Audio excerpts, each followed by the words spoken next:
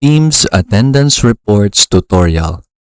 So here I am in the Microsoft Teams application, and if you want to find your attendance reports, what you can do is that you can go ahead and find that whenever you end your meeting. So for example, let's go ahead and create an instant meeting right here. Let's say we have this. You can change the meeting if you want. I mean the meeting name, but you can also just leave it like that. So I'm just going to click join now. And then from here, let me go ahead and find the meeting info, copy the join info. I will open my browser, then I will join the Teams meeting right here in the browser. Oops, sorry. Let me just copy this link right here and then paste it here. Now I can just click continue on the browser. And then we'll wait for it to finish loading.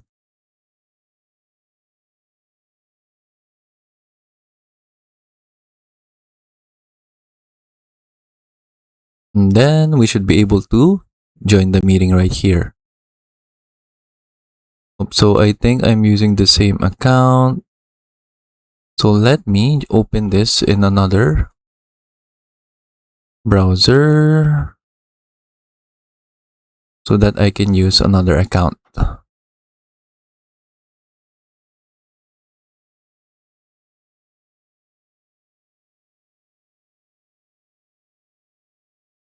Okay, so now we have joined in another browser. Click join now.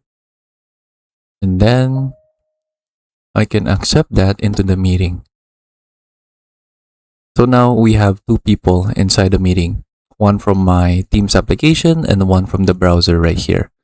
And then now let's say I end the meeting. So I click leave right here as well. And then now your reports for that meeting, you should be able to see it right here in your chat. Now you can see this one, meeting with video tutorial, which is the meeting that I just ended. From here, you can see your attendance report. So you can see the tab right here for attendance. You can click that and then it will have the report right here. So you have the people that attended. So it is 2. You have the meeting duration, 2 minutes, 1 second. You have the start and end time from 10:46 to 10:48 p.m. And then you have the average attendance time, which is 1 minute and 6 seconds. From here, you will see the participants that attended. You can see the time where they first joined the meeting and they last leave the meeting. You can see their duration inside of the meeting and their role. Then from here, you can also click download if you want to get the CSV file containing the attendance reports. So this is very useful if you need to have this reports right here for the attendance.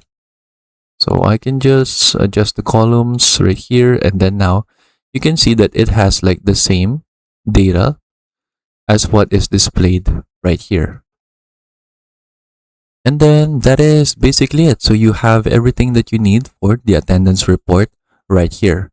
There is also a recap right here if you want to see, like if you have shared files, and then you have the transcript. And then from here in the shared files, you also have the attendance. So you can also click on that and then you will just be redirected right here. And then that is it. So that is for the Teams attendance report tutorial. I hope you learned how to use them, and thank you for watching.